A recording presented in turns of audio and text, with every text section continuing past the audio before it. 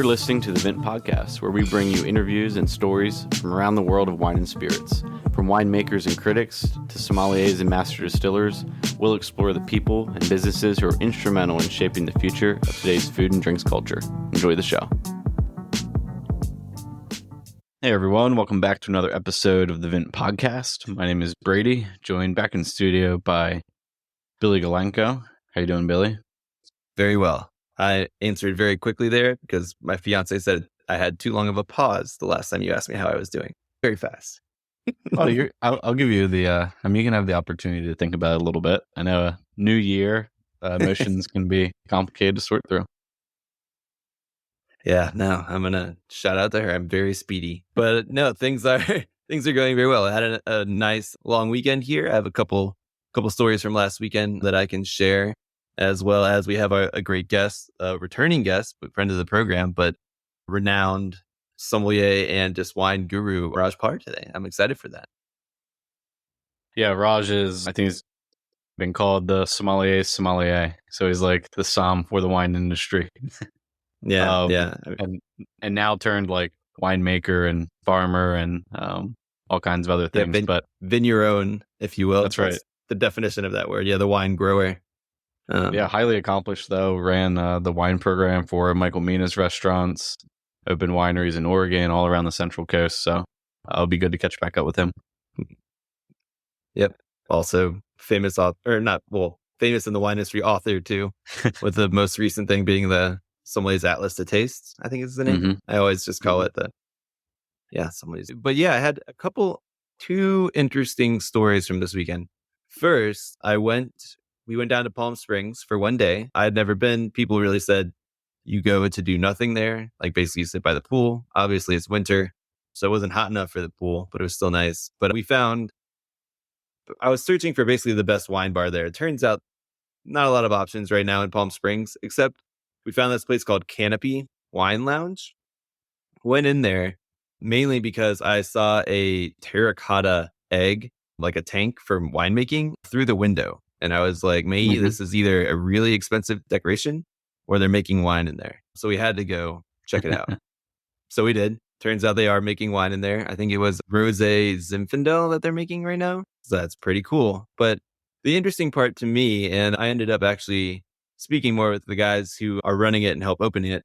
First, their wine list was basically 3 or 4 different producers made up like 75% of the list. And I was confused. But they had some really neat champagne. But the producers that they had were from like Napa, Sonoma. They had some Australian wines and Argentina. And it turns out the owners of the bar, those are their wineries. And they're actually they're really into making quality wines from these different regions. And the wines, we got to taste a wide range of them. Were actually very, very good. Later, we started chatting more with our server. And it turns out the 2 guys who are managing it right now on the ground are both hoping to apply to the master's program, Master of Wine program this year, just like me. So we ended up chatting and we end up now talking about what they were looking for to build out this wine list in the future. He was talking about maybe even having really high end by the glass wines like DRC and by the glass, or a flight of first growth wines. So I thought that was really fascinating. So we actually are potentially going to have these guys on the podcast. I'm working on it as we speak. Nice. Yeah, I just looked up I see the egg in these pictures here on the website. But so they're serving I don't know how to say it. They're serving natural wines and sparkling wines right now, but then they're going to serve Bordeaux first growths. Is that most all of these are just traditionally made wines from Napa, Mendoza, and Australia. One thing that they actually told me I thought was really interesting, and I had to go back and read more, is the server was our Australian producer actually every so often her Semillon grapes will just come out red or pink. And I was like, are you sure? So I was like, we're talking about Semillon, right? And if you think about it, in the grand scheme of wine, it's not that crazy because that's how Pinot Noir came about. There's Pinot Blanc, Pinot Gris, and Pinot Noir. They're all technically the same grapes. They're just mutations. It's not unheard of for a grape to change color. So I came home, opened up my big book of wines, and read that basically It has happened before, but the main documented case there was in South Africa. And it was like actually like something they call Semillon Rouge, and they actually like took Ah, cuttings and replanted it. It's basically not planted anymore because it wasn't commercially viable come it the was turn of no the good. century. Didn't taste good. No, basically the South African wine business has had like peaks and valleys, and I can't remember exactly when it was. I think it was here. I have it right here. The the end of the 19 or I guess early 1900s when screw it. It was the last time where they had like a dip. It basically when they replanted everything and they were focused on either different types of quality, different styles, they just pulled them all up and planted things that they thought people elsewhere would want to drink more. That Hmm. was the style. So Semillon Rouge, if you kept going with that, would it just keep getting darker, I wonder? I don't think I don't think necessarily. I think you have a mutation once, and if you take a cutting, then Uh-huh. in theory it could be the like that. But what I found interesting is it wasn't like it was just certain. It was the same vines, just different years. Certain climatic Hmm. conditions would call them turn red. I have not heard of that before. I mean, it makes more sense in South Africa where if it happens early, these are early viticulture days, and you take a cutting and go. So I've never heard of a thing just switching back with that many. Like you might have a weird bunch here or there, but I don't know. Thought that was interesting. But either way, we might have these guys on the podcast working on that. But I'd love to hear or share with you guys different journeys to the Master of Wine program and how we're all going to the same place, but also maybe hearing more about their vision for bringing fine Sure. wine to Palm Springs. Yeah, I mean, it's cool to hear about different like projects like that because I mean, I was looking at pictures on their website and there's literally not a single place that looks like this within 500 miles of where I live. It's cool to hear about that. I also thought Palm Springs was in Florida, which it probably is, but I guess it's in California too. Yeah, there's probably one all over. There's probably one in Arizona. Yeah. But then, so I have another quasi interesting story. I hope everybody thinks it's interesting. Do you remember when I was accidentally sending all of my Ridge Club allocations to my old address? Oh, that's right. Yeah. Hmm. So for And someone those who was don't, taking it, weren't they? yeah, for those who don't Yeah. remember, I was waiting for my Montebello like Amber Primor Futures release, which you wait 2 to 3 years to get those. So as in order to be eligible for those, I had to sign up for their estate wine program. So the 18 and the 19 had come to my old address when they were released, but I had moved and I had completely forgotten about them because I was just waiting for the Montebello. Then one day you were like, "Oh, the Montebello is released of the vintage I have. I can't remember which one it is." And I was like, "I still haven't received it." So I looked into it. They told me that it had been received. So I emailed the guy and he was like, "Oh, it's like I don't know. It was some weird kind of back and forth." At first, he denied it. I followed up and was just like, "Yeah, I have these emails." And he's, "Oh, you mean these wines?" And it had my name on it. It was just sent to me. I didn't realize it was somebody else's wine. And I was like, "No, they're definitely mine." The way I got them back, my fiance suggested that I tell him I'm disappointed in him and that I would like my wines back. And that actually worked. He sent a whole long email about how I shouldn't be disappointed in him. And we agreed to do a swap. So not a swap. He would just put them outside and I would come collect them one morning. So I did. And so far, everything I've had from that is intact. But then I pulled out a bottle of the 2019 Cabernet Estate Hmm. to share with everybody. And I noticed there was like some wine at the top. There was a little hole in the top of the foil. And I looked at the other ones. I was like, that's not there. And there was like some red coming out. And I was like, Uh, did this guy Corbin this bottle? But it yeah. still looked full. So I'm not sure how wine, because I had seen wine. So when I opened it up, wine had started coming up the sides, but not all the way through. And I couldn't find evidence of the Corbin going all the way through. So I think he Hmm. like might have literally been halfway through Corving this when I emailed him and he like saw it and he's like, fuck, and then or excuse my language. Oh crap. And then he stopped. So I don't know, but we opened the Pro- bottle. We had, There's nothing like a little bit of shame to stop you mid Corvin. I know. And I think he really was like, I saw evidence and he was just like clearly felt bad about himself for having drank one of I that. would not drink something that someone else gave me that looked like it had a needle stuck in it though. So That's true. That's true. Well, I didn't think about, I served it to guests, perfect. but But no, I opened it. It didn't look like I know what it looks like when the corking goes all the way through. Yeah. Didn't I think he might have just barely started. I smelled the wine, it smelled fine, and it tasted fine. So that was great. We got to share it with everybody. And I was actually sharing it with people from Northern California who May's friends. They can basically see Ridge, or at least where they grew up and where they live now. You can see almost Montebello, like the hill. And then Hmm. none of them have ever heard of Ridge at all. And I was Wow. like, yeah. So I had to not only explain to them that it was a good wine, but try to emphasize, like, I tell everybody, it's at least in American sommeliers, like top 5 wines in America, if not top 3. Yeah. If not, and Number they're one. like, oh, wow. And then they're still skeptical. They're like, sure, sure. And then they had Yeah. it. This is really good wine. I was like, well, yeah. I mean, so Yeah. I it was think quite the like saga. top 10 winery in the world the last 3 or 4 years from Wine Advocate or Wine Enthusiast, whoever puts it together. Not that Exactly. know if that matters, but Yeah. No. Well, so anyways, I got to relive the story and my experience with the guy. He makes bread while he's not nice. stealing people's wine. But anyway, it worked out well. And hopefully we'll have the Ridge guys on sometimes too. That's something we're trying to work on across Yeah. there. Ridge, if you're listening, get back to us and we'll set something up. It'll be fun. Yep.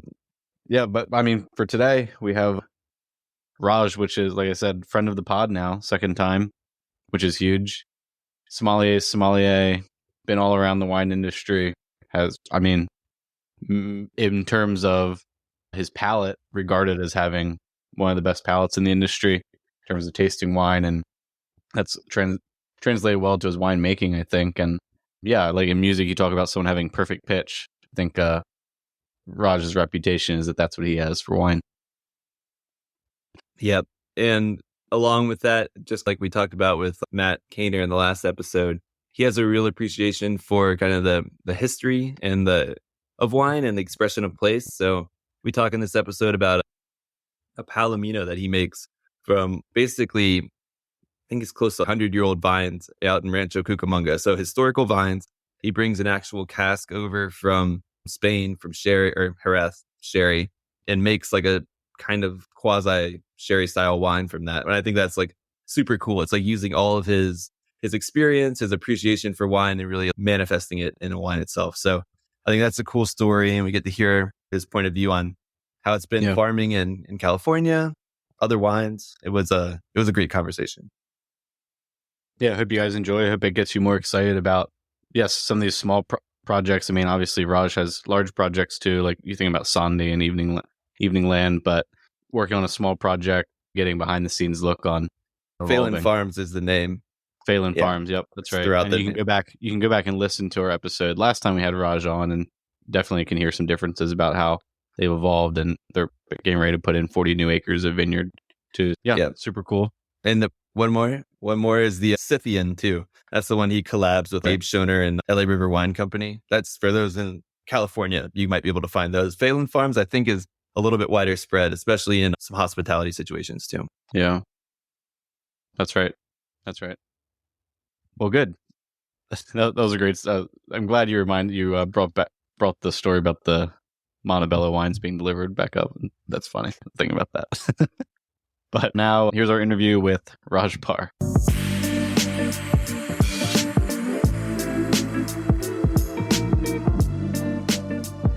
Hey Raj, thanks for joining us again. Appreciate it.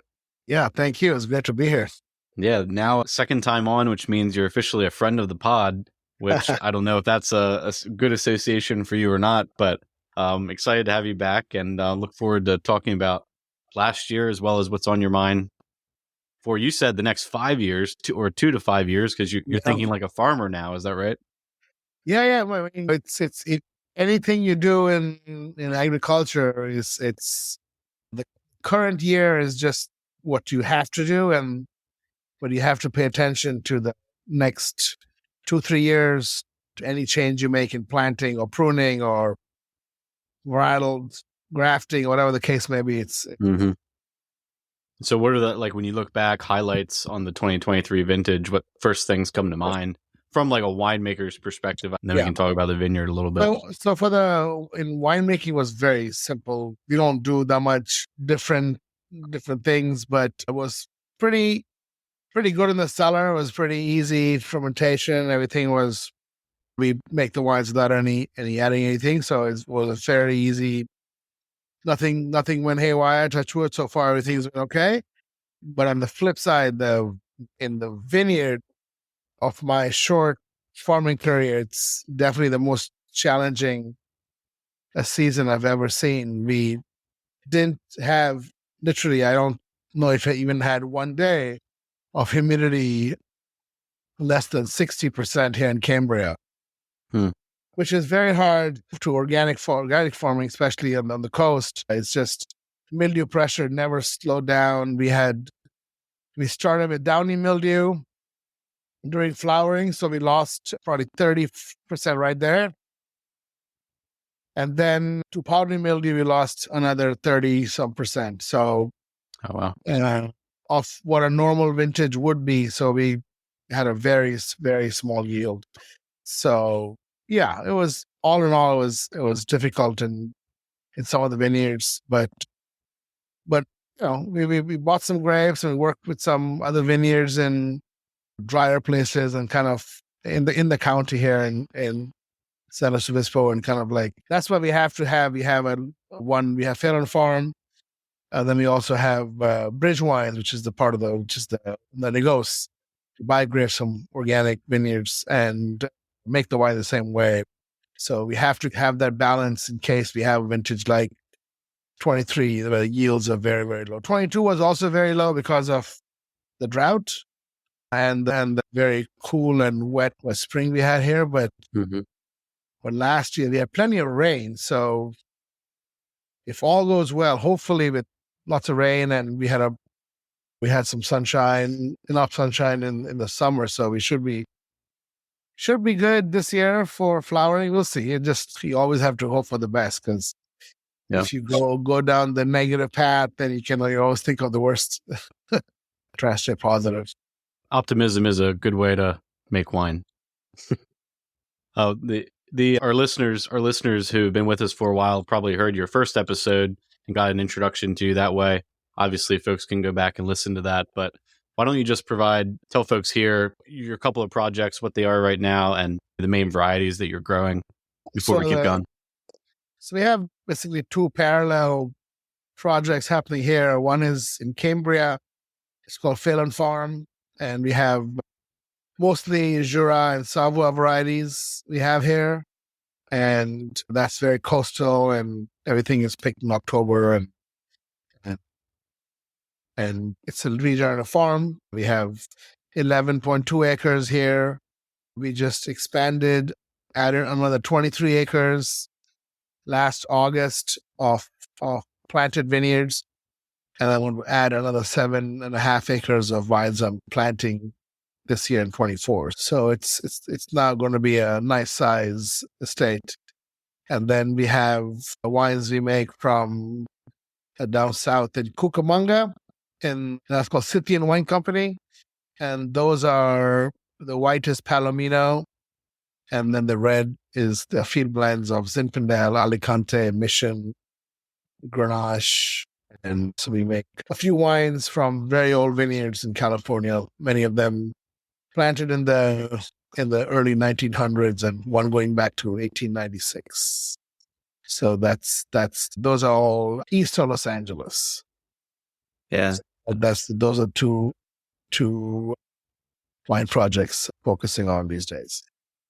Yeah, I think we mentioned it last time, but not many people know that the first real commercial vineyard in California was out there in Rancho Cucamonga, aside from wines grown around missions and people just doing it for themselves. So I love that. I almost bought a hat this weekend that just said Rancho Cucamonga, and then it had just like a bunch of grapes on it. And I was like, nobody will get this, but it's so cool. So I love that. Yeah, no, true. It's a lot of the vineyards there. Of course, there's housing complexes and factories and different things encroaching into the vineyard. So I try my best to support the grapes you can buy, and make sure that these old vineyards still stay in the ground, and it's not a housing complex. So when you were planting your new vineyards, are you taking cuttings from your current vineyard, or are you bringing in new varieties, or just cuttings of the same varieties from elsewhere? No, we use a lot of the cuttings we have already from in our own nursery and we propagate them. Yeah, so we use. Yeah. I'm buying some, and then I also have some which we use ourselves. We have already. Yeah. Cool. And then I know we briefly touched on it before we got on, but can you talk a little bit about the Palomino you're making and its style, and also the fact that it's growing floor just like over in Jerez? So we have 3 different Palominos we are bottling this year. The first one is going to be the Cucamonga Revolution, which is the kind of the fresh style.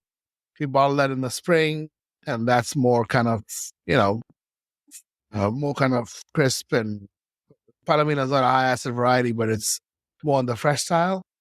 And then we have one we age under floor for 12 months. That will be bottled in the late summer, July, August. And that will get a natural floor. So as the floor comes, it picks up that kind of aroma which will relate to that oxidative style of wine. And those are all of it is raised in sherry casks. I have 4 500-liter sherry casks. It's 100 years old. I got from Sanlúcar, from Jerez, and they are aged in that. And then that'll get bottled in the summer. And then the third version is a sparkling wine, which we make an early pick. And so it's sparkling wine. We'll bottle that, discourse that later on this year. Yeah. Oh, I guess I have 2 questions. First one is, so you were saying last time you think the floor actually came over in the barrels themselves, right? Because that yeast, those strains, the 4 strains or whatever, aren't really native to California, right? 100%. Yeah. It came from in the barrel because when, how ironic it all is, because those barrels which I got from Sanlúcar, they are American oak. So the wood went from Missouri, and it was made in Spain, and then barrels came back 100 years later with all the microbiology, and then I put Palomino in it from here, which is also from wines 100 years old, so the aging back in American wood to 100 years old. Yeah. And then the floor, because in Sanlúcar they have the floor wines, and when I got the barrel, then it depends. Some barrels get the floor, some barrels don't. So it just depends. And also to keep the floor, you have to have a special condition. We use recycled air as a part of. We don't have full on air conditioning. It is air conditioning, but it's not. We recycle the air because Cambria is pretty cold, and so we have a floor that we had last year. We made the one in LA, so we didn't have floor. So this year we're back in Cambria too. Yeah, I was going to say that the one thing, the humidity that caused the mildew, actually is probably better for the floor, or will be. So that'll be nice. Yeah. Nice. Yeah. And then the second question was, how similar is the snappy style of light Palomino that you're releasing early to the base wine that you're making for the sparkling? Are they picked about the same time or a little after each other? Sparkling is picked a week before, and then for the still white is made 2 weeks after, and then for the city and the floor wine is maybe another week after. So separate picks, yeah. Yeah. Can you give just like a 101 on the effect of floor on the end wine and the either controllability or desirability, maybe that too? Mostly is it adds this very salty character into the wine. It protects the wine from oxidation. So it gets to a slightly biscuity oxidation, and then it'll stop. And then it just basically concentrates the wine, and it adds this kind of salty quality to the wine. Mm-hmm. But it's a surface yeast, a natural surface yeast. And I could keep it for longer if I wanted to, but I like it when it's slightly that biscuity. I don't want it to be too toasty and like very roasted almonds. I like it just a little bit. It's not something that gets agitated into the wine after it grows, right? Yeah. It's because a part of the wine, it really adds that extra dimension in the wine. Because Hmm. Palomino is a pretty simple grape as a variety. It doesn't really have, but as it ages, it does oxidize much faster than some other grapes. So Hmm. definitely had the élevage is very important in Palomino. If you take a Palomino and if you just make it very clean and sulfur it and make it, fine it, filter it, it just tastes like nothing. Yeah. So the extra dimension definitely comes from aging. So how predictable, like the process that you described, the sherry cask aging and the whole process and some of the organic changes that happen in barrel, how much of that is predictable and you're really trying to come out with something, and how much of it is, hey, let's see if we can make this grape taste like something interesting? Yeah, nothing predictable about Palomino. We believe in the vineyard, we believe in the farming, and and then we have to let it be its own thing. And I think it's the unpredictable nature of Palomino is what's interesting. I think it gives the wine a whole different dimension. Who else is making Palomino in California? Is it several producers? I'm just not as familiar with the variety. Uh, Or are you making a meaningful percentage of that wine? Or yeah, no, Palomino is mostly grown uh, in dry places on sandy soils. So there's not a whole lot of single varietal Palomino left because it also yields quite a bit. So you want to be in an old vineyard where it's controlled and it has the yield to be balanced. And I think Mhm. who else has Palomino? There's some vineyards up in maybe in Contra Costa and in Lodi a little bit. But what we from our vineyards, the Lopez vineyard where we make it from, there's Lopez vineyard and Galliano vineyard. The Gallianos make Palomino; they make sherry there.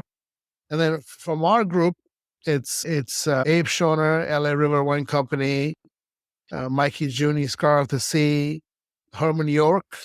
They make wine in Redlands, and us, and that's pretty much the Palomino we have. There's a little bit of there's a really good sherry style or sherry style, Fino style, which is made by forgot his name up in Sonoma. Really, really good. Yeah, I forgot the name of the wine, but yeah. But there's not a whole lot. It's definitely a category which is there's a little bit in other parts of outside. Most places don't really there's some in South Africa. Yeah, there's not a whole lot of sherry style wines being made, and dry Palomino is also a new thing. It's also new in Jerez. I was just in Spain and I went to Jerez, and there was not many people making like bulk white wine, but not really a lot of fine white wine. Yeah, I've read that's the thing. People are testing a little bit more because of just the volume of grapes that they're growing, but the popularity of sherry right now, especially some of the lower value styles, aren't selling quite as Yeah. well as they once were. I've even seen some skin contact Palomino trying to get a little bit of that character out of skins as well. Before I want to hear all about your Spain trip. Before moving on to there, are there other I've been meaning to ask you this because I saw you posted. I mean, you always are great about posting other people making great wine as well. Who else in like California, the US, are making wines in a style like a low intervention or making interesting varieties that you might like? I saw had some Sandlands the other day, which I'm also a Oh big yeah, fan of. it's Tegan is amazing. Tegan, yeah, those wines are great. Scar of the Sea, Mikey Juni making amazing wines here. Outward Wines, another small winery here in the Slow Coast, but making wines from around Slow Coast and then from Santa Barbara County, of course, Lo-Fi. Mike Roth, he's been doing Oh this yeah. for a long time. He's really great, grows grapes and makes wine, and yeah, those are that's the group I hang out with, and we share lots of information and travel together. And Alice Anderson, Amaviv, and Lady of Sunshine, so Mikey's wife Gina. So yeah, a lot of producers, really trying to grow grapes and make wine. Because when you grow grapes, you really understand how the wine should be made, because usually the variety tells you or behaves in a way in the vineyard where you react to it in the cellar. Hmm. So I think that if you focus on regenerative farming or organic farming, and then you translate that into low intervention and kind of respectful winemaking. We can use many words, natural, not natural, but that's not. I think the most important part of anything is really the farming aspect of it. And then you're really making honest wine. So you're really showcasing the place, the vineyard, the varietal in the bottle. Nice. Yeah, that makes sense. Yeah, we actually just got a bottle of lo-fi yesterday. It's in Whole Foods now. Hard to believe, but good for him or good for Nice. them. Yeah, it's nice to see. At least here in Silver Lake. But I wanted so now onto your Spain trip. You went to, it sounds like you went to Jerez, you went to Galicia. Yeah. Where else? And yeah, tell us all about your trip. It looked awesome. Yeah. It was a super good trip. Went with Jose Pastor, and so he set up a bunch of really good producers he works with and some he doesn't work with. But it was a really special trip because you see Jerez, and it's really it's a it's a sad place a little bit. A lot of commercial farming, machine picking, lots of glyphosate use, and very little real organic farming. Very little. I mean, talking of less than 1% maybe. So it's pretty desolate there. Oh wow. So uh, I never heard of that. So I was shocked of how really poorly the vineyards have been managed over the last 3, 4, 5 decades. And there's some good wines, but few and far between. Muchada Leclapar being probably the best producer of wine we tasted, and great cellar. And then from there we went up north. We went up to Galicia, and that was amazing. It was incredible. So we've started off in Reyes Bajas. I mixed some Albarino from a vineyard not far from here, and I wanted to see the effect of an organic viticulture, and it's very hard. The weather there is very similar to Galicia. We went to Reyes Bajas, and then we went to Ribeiro, and we saw the OG Luis Sancho, which was a great old school producer, and Bernardo Estevez, and some other vineyards up in Monterrey and the border of Portugal. Yeah, really incredible place. Beautiful granite soils, small vineyards, real vigneron style wines, really fresh, and yeah, really. And the grades were really good. Of varietals I don't know much about. And farming organically in that climate, it's like I kind of like they also had lost a lot of their grapes in 23. So we could cry together a little bit from the weather we had in 23. But it's all good. I think I learned some stuff, what they do in the off season, and some ways they prune, and kind of ways they fight the mildew. And yeah, so it was really a beautiful place, beautiful people, amazing seafood. And then Ribera Sacra, of course, I've been there before. That was some of the craziest, steepest vineyards in the world. And I mean, just crazy. You couldn't even walk down the vineyards. I mean, I got some cuttings of Mencia from them, from in Vinote, and so I went to the vineyard. It was like a half-hour hike, like literally, it was no joke. And you get to the vineyard, and you're like, I'm not sure I want to walk into the vineyard, because one wrong step and your history going down the river. Yeah, definitely was a incredible trip, and amazing people, and yeah. I'm sure the food played a part in the hospitality and stuff like that. What do you take away, or if anything, what do you bring back with you when you have experiences in other places and you're trying new foods and new wines in a place? How much of that do you bring back and think about when you're putting together your own wines here in the States? Oh, a lot. I mean, it's amazing. When we were we had amazing this crab they have, the local crab they have, and I came back home. We can't get that crab, and I was for the whole week I was eating Dungeness crab. I'm like, that's what we get here. I was really happy with that. I love the crab they served us there, and they were like, oh yeah, I like the male version, the female version. I'm like, wow, it's crazy. They're like, so that kind of particular about. I was like grateful for having the langoustines and the crab there, and then the aged Galician meat, 60-day. We had 100-day aged ribeye and stuff like that. That's in their culture. And yeah, definitely.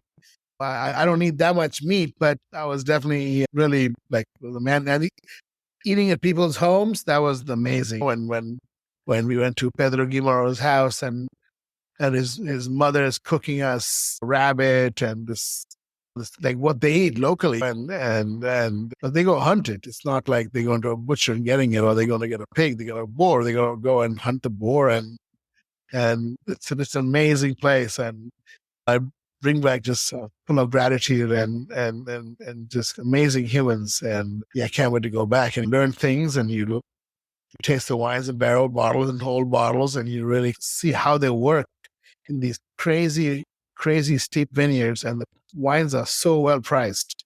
I mean, some of the best values in wine, Ribera Sacra. It's the amount of work goes in to produce a bottle of wine. And yeah, extraordinary. Yeah, I guess I often wonder, I guess different winemakers probably think in different ways about how their wines are going to be consumed. Like, do you take yourself to that moment where your end drinker is with their friends and family at the table? What kind of food do they have around the table? Do you think about that, and like how much of that influences your imagination with winemaking? Oh, 100%. Because like when I got my cuttings from there, I went to the vineyard where I got the cuttings from, and then I opened a bottle when we had dinner together, and they had brought, of course, they owned the best Ribera Sacra wines they produce, and they asked me if I brought a bottle. So I said, yes, I brought a bottle. So open it. So I opened a bottle of Armencia from Cambria among all these wines, and it was like the biggest compliment. They're like, oh yeah, this tastes just like here. And so I was like, wow, cool. It at least tastes normal. It tastes like the varietal, and it didn't taste like the our Mencia from Finland Farm tastes like a normal Mencia from somewhere. And we also have an amazing importer in Spain who a bunch of our wines, and when I was there, he was like proud to represent us. We are the only American producer he works with, and he has all these amazing other producers from all over Spain, and so it's pretty amazing to be in that context, be in a shop and open a bottle of wine, and you see a bunch of people like, because every time you serve an American wine in Europe, you always feel like it's like, funny. Why would someone want to have American wine in Europe? But everyone's interested, and it was a really amazing trip to finish off in Barcelona with the wine. Yeah. When you're traveling there, are there the same concerns, or what are some of the concerns, I guess, or things that people are excited about for 2024 in wine? Are the trends the same? Are people talking about the same things on both sides in terms of winemakers and the wine industry? Yeah. I think that the global issue are very similar. How dry everything is getting, and the drought is real in many parts of Europe. And then also, I think one of the most important things is like, how bud break is happening earlier and earlier, and then the frost, to be prepared for frost every year. And it's a real thing. And that's the same problem everyone has. We have here, everyone is like, between when April comes around, everyone's like, all right, we're all on lockdown in April. I mean, trying to find ways of how we'll protect our vineyards from frost. And I think that's the same conversation happening everywhere in the world. Is happening yeah, it's the same drought and frost. And yeah, no one. Thing is that when you work with Mother Nature, you don't really have any you don't have any way to combat that. It's just whatever comes your way, you got to just deal with it. So just get ready, and the conversation's the same everywhere. It might be a little nerdy for some of our audience, but can you share some of like the current ways of fighting frost in a vineyard? I feel like they haven't changed that much in the past 10, 15 years, Yeah. but maybe there are some new things that I've miss? I'd love to hear about them. Yeah, also remember that what we can do here in the U.S. is much different than what they can do in Europe. The easiest way to protect from frost is you have a sprinkler system. So when temperature gets you have to go just slightly above freezing, and you have to put the sprinklers out.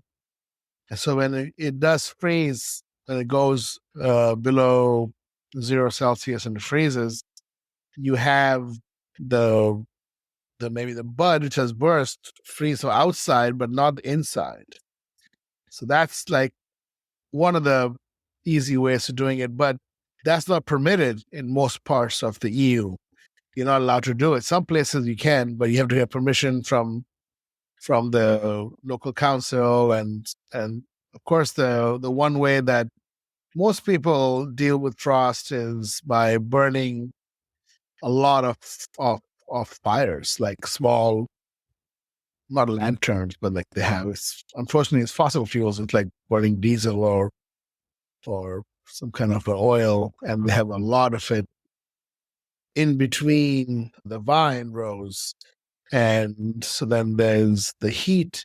It stays in the top part by where the bud is. So it might maybe add a degree or degree and a half, but not a whole lot. So if you go below 0 Celsius, if you're at maybe 1 or -2, you might be able to save it. But if it goes -3 or 4, there's no way out. So that's the old school way of doing it. The sprinkler system is the modern way of doing it, but it's not permitted in most parts of. And then the final way the one way is having a fan. So but unfortunately, a lot of vineyards which are slopes, and you can't really have a frost fan. So frost fan is like when you have the fan go and moves the air. So when it gets freezes, so again, you can probably, you're fine if you're at again, -1. If it goes below -2, it's just hard to prevent it. So yeah. Yeah. I mean, in theory, also being on the slopes helps because the cold air flows down into the bottom, whatever. But if it gets too cold, it only helps so much. Huh. Well, that makes sense. And the reason, to explain further for everybody that frost is an issue and early bud break, is it'll get warm, like really warm earlier in the year. The plant will think it's time to grow. It grows a little bit and then it gets cold again. And then that's when the frost becomes an issue, right? Yeah. Yeah. Well, yeah. Well, it's because what happens is that, and also certain varieties have bud break early, and then they have growth, and that's Chardonnay is one of them. So Chardonnay is definitely the most.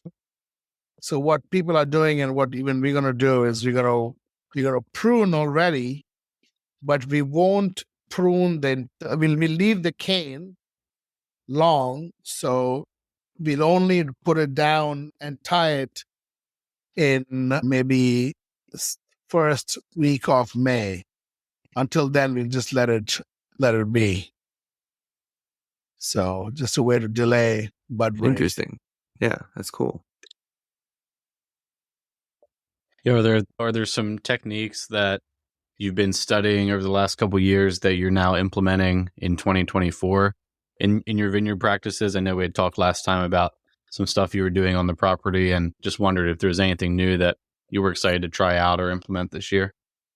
Yeah, it's been the hard year we had last year, and this is a El Nino year. We have lots of rain, but it hasn't been a very cold. It's been mild during the day, and so the vines might start acting up faster. No, I'm not sure we're changing too much, but we bought a Monarch tractor to kind of use. So that's a new implement we're gonna have, and the sprays are gonna still be the same, mostly compost teas and plant-based extracts and different things. We use very little sulfur in our sprays, and continue using just small amounts, and still think about using more holistic and plant-based sprays. to protect the plant. And really, we just hired one person who's just going to help me, and he's just going to focus on soil health. And that's basically the job, is just to make sure that we are measuring soil health, measuring our bacterial fungal counts, and measuring what we are, how healthy is the microbiome of the plant. And that's very important, because I think the new vineyard we're planting, we're going to be measuring that 4 times a year to make sure that we are building organic matter and moving more towards a fungal dominant soil. And that it's because once the microbiome is strong and the soil health is strong, then diseases, it's just like our body, diseases won't impact as easily, unless if your soils were not in good shape. Mhm. I mean, when you talk about that microbiome, is that stuff that you're adding directly to the soil, or is it vegetation, other organic matter that you're developing around it, and like in the ecosystem, or is it like a Yeah. combination of both? Yeah, not adding anything out of the ordinary, just cover crop, and if you're crimping or mowing, and the inclusion of animals, having chickens and sheep, rotating them through the vineyard, and just fertilizing with the plant base, and having the animals being a big part of the fertilization program. Yes, just to let nature be itself and let it kind of cycle all the nutrients naturally, the way it always has been and will be doing with or without humans being on the planet. It's always going to rotate in the same way, and just allowing it to happen naturally. If someone this is kind of an off the wall question, but if you had someone come to you who's not a winemaker, maybe is just into wine or interested in viticulture, came to you and said, "Hey, I want to plant a 1/4 acre of vines on my property," what would be like 3 or 4 things that you would say, "Hey, make sure this is in place, make sure you develop this kind of environment before you start planting," or like among the first 4 years, what would you say? I think it's simple I think soil prep first to check the soil, make sure it's viable for vines, and then you just prep the soil like any planting. The same thing you would do for planting a apple orchard, and then you just prep it, and that'll be, you do a rip and you put compost and you cover crop it. It's like a garden. I mean, I tell everyone, if you're going to plant a vineyard, if it's a 1/4 acre to if it's a 7-acre vineyard, if you really want to be connected, you want to treat it like a garden. You got to spend time in it. You got to really watch it. You got to see how things are growing. You got to use the right rootstock, because there's a lot of different people out there having different ideas, and the things where you are, the rainfall is sparse these days. Sometimes a lot, sometimes not enough. So you want to plant the right rootstock, and because you only have one shot of planting it, so you want to really take advantage of using the right equipment. And if you're going to irrigate or not irrigate, like we are planting a vineyard right now, we are not irrigating, you're not putting any wires. It's going to be just a 8 feet by 8 feet, head trained bush vine. And so we have to make some decisions, important decisions, and these decisions will impact whether this vineyard is going to have grapes and how it's going to grow. And so it's someone, you have to really think of your vineyard as your garden. Unless you're planting a commercial vineyard, I guess it won't be 3/4 of an acre then, but if it was the 100-acre commercial vineyard, you can still do it in a very feasible way. And because I think that when the word sustainability comes up, it's sustainability for production, environmental, and financial. All three have to come together to really have something sustainable. Do you already handpick all of your grapes? I guess the head trained ones, you just had me thinking, are going to have to be handpicked. Oh, everything. Yeah, we pick it ourselves too. This year we picked most of the grapes ourselves. Yeah, we had some crews to come help, but mostly a lot of us picked us. That's so cool. So switching gears a little bit, I was just thinking, because I've actually seen the Phelan Farm wines on a number of, at least a couple wine lists down here in LA.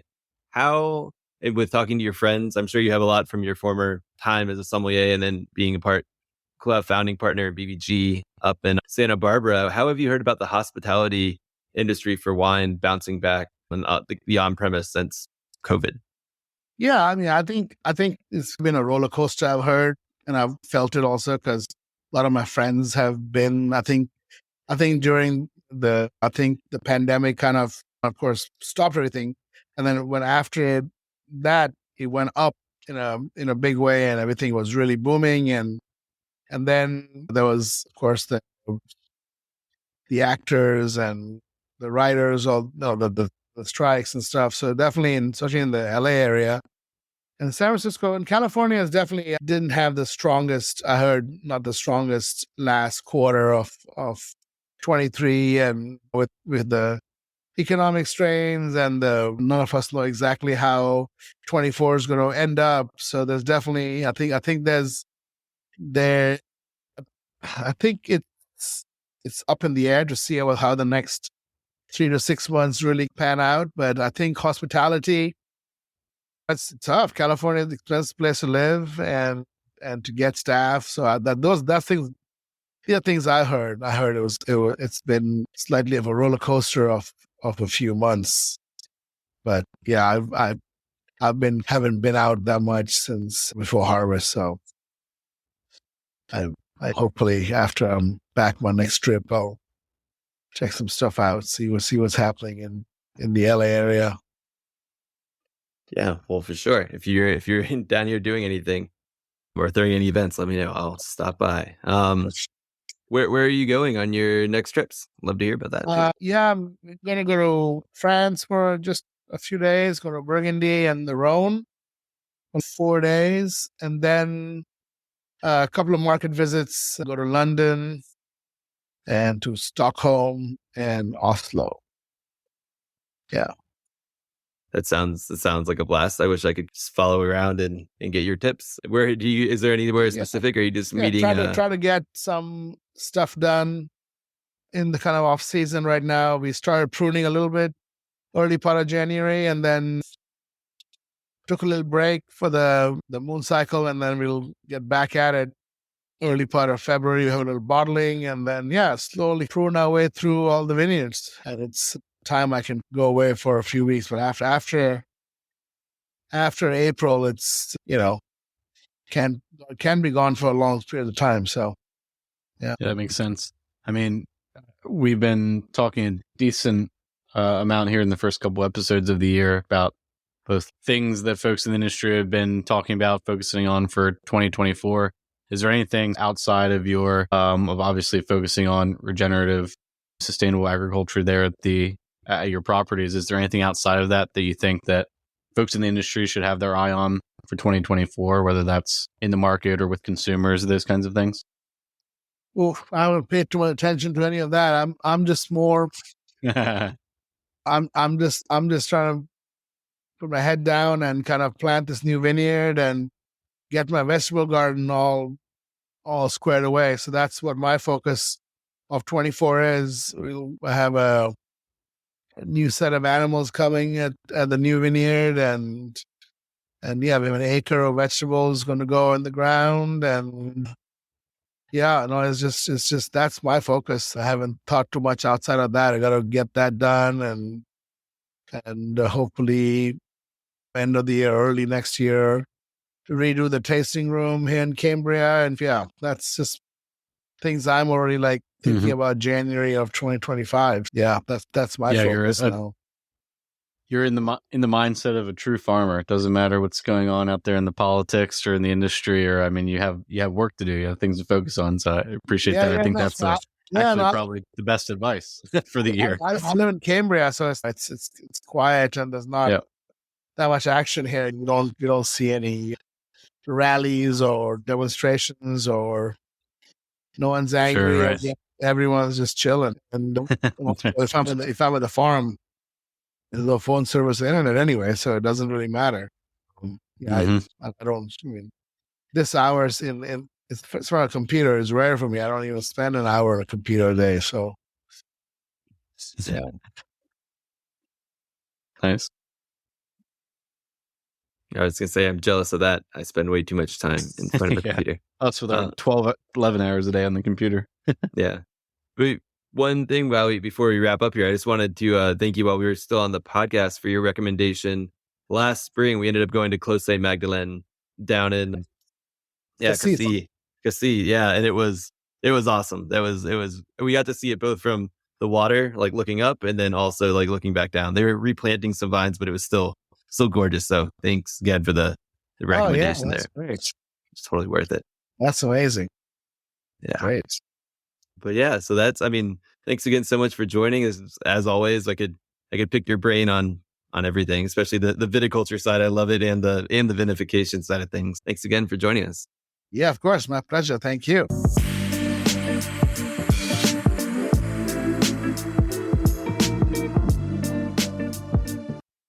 All right. And that was our interview with Raj Parr. I hope everybody enjoyed it. Go find some of his wines, and we will be back with another episode next week. Cheers.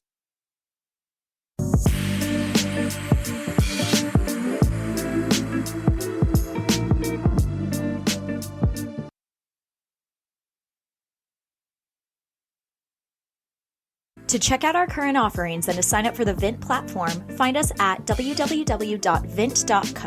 That's www.vint.co. For questions, comments, or feedback on the Vint podcast, please email us at support@vint.co. Vint and VV Markets are offering securities pursuant to Regulation A. Our offering circular as amended can be found on the SEC website. Past performance is no guarantee of future results. Investments such as those on the Vint platform are speculative and involve substantial risks to consider before investing. We may provide communication that may contain certain forward-looking statements that are subject to various risks and uncertainties. Information provided in any communications, including this podcast, is not legal, business, or tax advice. All prospective investors should consult a legal, tax, or business advisor concerning the subject matter of any communications and any offering.